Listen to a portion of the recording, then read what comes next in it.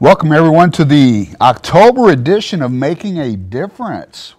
How exciting. We're entering fall, the weather's starting to cool off a little bit. This is a great time of the year. My first guest is Melanie Cheney. Melanie is the Assistant Program Manager of Missouri River Relief, a local 501c3 not-for-profit. Melanie, welcome to the show. Thank you so much for taking the time and joining us. Tell us a little bit about Missouri River Relief. Sure.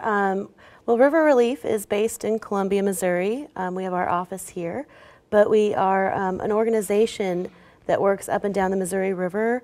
Our mission is to really connect people to the Missouri River, and we do that a variety of ways, but mainly through river cleanups and education events. Outstanding. Now, you've been a not-for-profit that's operated out of this area for what, 15 years? Yeah, since 2001, when a few friends organized the first river cleanup down in Easley. A few friends? Yeah. Wow. Were you involved in that? No, I got on board in 2002. The next year they did a river cleanup in this area near Hartsburg. You were telling me some statistics before we went on the air. You guys have been involved, or your association's been involved with over 130 cleanups. Yeah, in 15 years, we have organized over 130 cleanups. We work all the way from St. Louis, where the Missouri enters the Mississippi, all the way up the river to Yankton, South Dakota, where the first dam is. So it's like an 800-mile stretch of the Missouri River, but mainly working in different communities along the river. You know, here's what amazes me. Sometimes we have trouble finding groups or individuals to clean up 1 mile of a highway, and you are cleaning up 800 miles of river. Yeah. That's amazing. Yeah, it's really a unique organization in that we have like 5 work boats, and we work with a lot of partners and agencies to bring boats out so that we can take hundreds of people out on the river in one morning and collect, several tons of trash. In one day? Yeah, just one day. So it's kind of a great thing to do. What drove you to get involved with this? Mainly the people, I think, and just a love for the outdoors. And then once, I met these other like-minded people, just kind of that, camaraderie and enjoying the work being outside. And then after that, falling in love with the organization and kind of the education and awareness that we're really bringing people, that I think a lot of people don't realize what a big problem, trash flowing into our rivers really is. Every community, we all live downstream, and it just accumulates into more and more, a lot of single-use disposable plastics that are just floating downstream every time it rains. So plastic containers, things like that? Plastic bottles is the #1 thing we pick up. Styrofoam, plastic wrappers and bags. So it's a huge problem, and so we try to do a lot of education, bringing students, working with schools to get kids out on the river too, so that people can get out and see this really unique, beautiful natural resource that so many of us rely on. When you think about it, look at we have the Missouri River and the Mississippi River, 2 phenomenal resources in the state of Missouri. You have to, I would be upset if I was part of a cleanup operation and I saw the things that you've probably seen that have come out of our river system. I don't know, maybe I'm wrong here. Well, it has a huge impact on the environment and the fish and wildlife that use the river, and then we get our drinking water from the Missouri River, so there's a lot of reasons, you should care about clean water no matter where you live. And, this river system is the longest river in North America, so definitely something that I think is easy to work in different communities and get people on board once they, get connected to the Missouri River. Even more reason to keep it clean, even more reason. How do you guys support yourself? How do you take care of the operational expenses that you have? Yeah, I mean, we're always looking for funds. We organize a lot of fundraising events, but we mainly get our money from a third of sponsors are just individuals, and then a third comes from private businesses and corporations, and then the other third is state and federal agencies and grants that we write. But we really rely on, you know, a lot of individuals and private businesses in addition to some of those bigger organizations. A financial commitment to keep our rivers clean is probably something that benefits all of us. I would suspect. Am I wrong? No, yeah, it takes money to turn the props. We Sure like to does. say. So definitely helps us in our mission to get people out there and, you know, seeing this river. That people don't have a lot of access to the Missouri River. So an organization like ours that gets people out there, people really get connected to it, and then they, you know, feel like they should care for it more and take care of it. So, You know, there's some great drives along the Missouri River right here in this county. Hartsburg, you know, and and on up into Providence Landing area. Some beautiful drives. I highly Bridgeport, recommend yeah. people take time from your busy schedule and just take a leisurely drive along the river. It's a beautiful drive. it's gorgeous right now. The trees are really turning on the Well, I bluffs. didn't even think about that. You're right. Yeah, and we have 2 events coming up in October that people could get on the river. And Tell us about 'em. Yeah, it supports our organization as well. October 17th, we're doing a charity canoe and kayak race called Race to the Dome. And there's a 16-mile stretch and a 26-mile stretch. Both of them end up in Jeff City. And so that all proceeds benefit River Relief, and it's also a good way for, you know, even the novice paddler to the more experienced racers to get out there and experience the river. We'll have River Relief, we'll have our boats there just to follow the race and make sure people are being safe. So it's kind of a great opportunity to get out there with a bunch of Good. other river lovers. Now, quick question. I at my age, I want to go downhill. So where do I get in to go down with the current? to Yeah, Jeff City? there's boat ramps at Hartsburg, and then Providence Landing. Very important. Just above Cooper's Landing is another boat ramp that a lot of people use. So if people are interested, racetothedome.org, they can sign up for the There you race go. there. And also Race to the Dome has a Facebook page that there's an incredible amount of information on. So You made a comment about relying heavily on donations. If I want to make a donation to River Relief, how do I get a hold of you? How do I do it? riverrelief.org is our website, and it has all of our events listed on there. And then there's also, you know, a button to donate online through PayPal. You're a 501c3, tax deductible. Yep. We're getting in closer to the end of the year. What do you say? Let's tell everybody. Make a donation. Yeah, get Right. on the website, Do it. like us on Facebook. Do it. Now, there's a second event in October. What is that one? Yeah, our last big event of the year is also, it's a cleanup by canoe on the Missouri River. And it's here from Catfish Katie's boat ramp down to Okay. Cooper's Landing, which is about a 10-mile stretch. And so we'll also have our boats there. But if people want to sign up on our website, riverrelief.org, we have some extra canoes that we can lend folks, and we're setting up a shuttle. And people can also sign up online to let us know if they're looking for a partner. And that canoe cleanup is on October 24th at 9 a.m. Okay, so October 17th, we have Race to the Dome. That's the 16 or 26 mile Canoe and kayak race. kayak. Could you do inner tube? We have so many divisions. We've added some new ones. We have an aluminum division this year, a stand-up paddle division, because Really? these things are becoming more and more popular. That's good. And I think a pedal drive. Pedal drive. Pedal drive. I guess So- that's if you're south of the Capitol and you want to go against the current, right? Yeah, I mean, it's amazing. The paddling community has really just blown up and become a huge part of what we do now, too. That's perfect, though. More people are becoming aware of Yeah. the resources we have in the Mississippi and Missouri river systems. Anything else you've got that you'd like to share with everybody? And we talked about awareness. What are you doing to make our community, our state, more aware of what you do? Yeah, I mean, education is just kind of part of everything we do. You know, we do the river cleanups, we do the paddle races, but just educating people that come to the river. We have a monthly speaker series actually in Roachport every month. Second Tuesday of the month, we have speakers come and talk about the research they're doing on the river, and you know, racers and all kinds of different people come and talk. So we just try to do a lot of education and awareness because it's pretty fascinating river, really. Where do you have these series?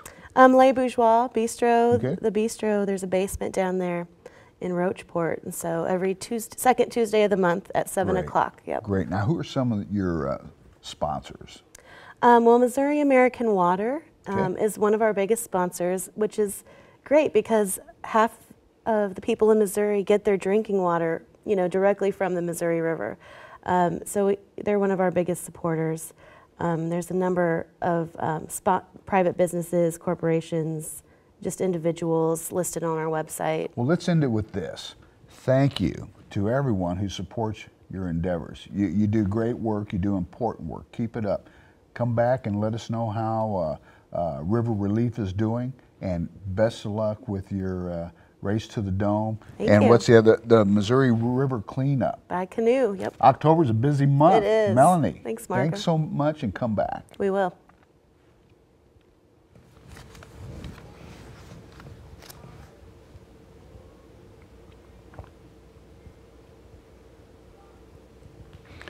Welcome back to Making a Difference. Our second guest, our Chad McMinn. There you go. Man, I'll tell you what, it's been I should have had breakfast. There you go.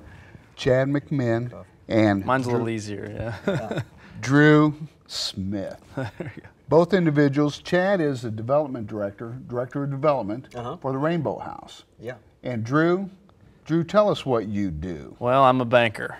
Oh, that's good though. No, with Commerce Bank. I'm Senior Vice President with Commerce Bank. Chad, so. what a partner, huh? He is. Commerce He's actually Bank, been a huge help. having Commerce Bank as a partner in what you guys do. Tell us a little bit about the Rainbow House. Yeah, well, we're actually approaching 30 years soon, 30 years next month. So we've been around in the community for a while, and been lucky enough to have great community support since the beginning, really, and people that are still with us and you know, helping us get through today. I mean, it's been we started out with the Children's Emergency Shelter in 1986, and then in 1998 we opened up a Child Advocacy Center, and then added on a homeless youth program. So we've expanded our services as well as to really just meet that community need. So I think from this point on, we should just refer to the Rainbow House as a true champion. Do you like that? I love that. Yeah. Drew Smith, For sure, absolutely. yeah. Senior Vice President with Commerce Bank. Yes, How sir, did you yeah. get involved with?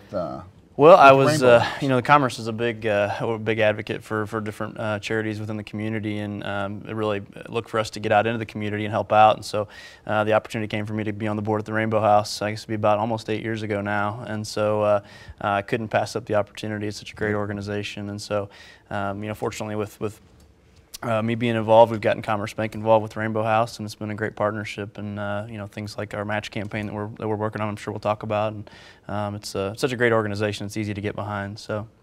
Why don't you tell us about the match campaign? Yeah, so last year we had a little bit of a gap in our funding, and generally this time of the year it gets a little slow between some of our events. And so Chad had actually came up with a pretty good idea and approached the bank about being a partner with the Rainbow House, and we would do a $5,000 campaign, and we would match up to $5,000 from funds we could get from the community. And so Chad met with Teresa Malidi and myself, and Commerce was easy, quick to sign on, and so it was so successful last year. We decided to go ahead and do it again this year. So we've been in maybe a couple of weeks. I think we've been the second go around here, and I think we've had good success so far. So. Yeah. Starting out strong. Good. How long does this campaign run? It'll go to October 25th. Began when? It began right around, I mean, the mail campaign dropped around the 18th of September, I believe. Okay. So you're doing a mail campaign, social media, and what else? Yeah, well, we have a mobile text campaign going on right now to where you can text the word rainbow to 91999, and you can make a donation there. It'll send you a link, and then you can click on the link and make a donation that simply, or you can visit our website, or always mail check into Rainbow House. And we're promoting it on social media too, so you have the opportunity to visit us on Facebook. Now, and be honest with me. This is just you and I talking. All right. And 67 to 70,000 households. Who came up with this idea? Which part of the match campaign? The match. We- Is this your idea, or was this? No, it's something that we've been Drew's. working on. No, I'm Certainly wasn't mine. That's right. he was the Certainly guinea wasn't pig mine. that got on board with us. And What a but guinea no, pig, man! It worked out Good great. job. I mean, they've been. Is this your terrific. brainchild?